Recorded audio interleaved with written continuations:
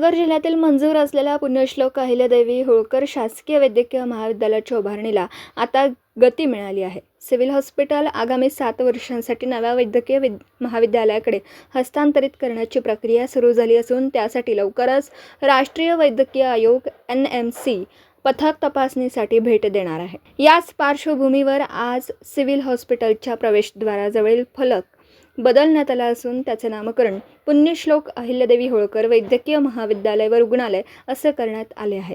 दरम्यान महाविद्यालयासाठी आवश्यक 448 पदांच्या निर्मितीचा शासकीय अध्यादेश 8 एप्रिल रोजी जारी करण्यात आला आहे. यात गट अ 48 पदे, गट ब 44 पदे, गट क 93 पदे अशी एकूण 185 नियमित पदे तसेच 59 विद्यार्थी पदे समाविष्ट आहेत.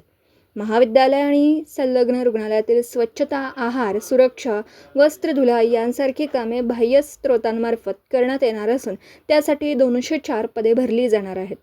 हे नव्याने स्थापन होणारे शासकीय वैद्यकीय महाविद्यालय पुढील शैक्षणिक वर्षापासून सुरू करण्याचे नियोजन असल्याची माहिती अधिष्ठाता डॉक्टर अविनाश लांब यांनी दिली आहे. दीपक साळवेसह योगेश पवार, न्यूज 14 राहुरी.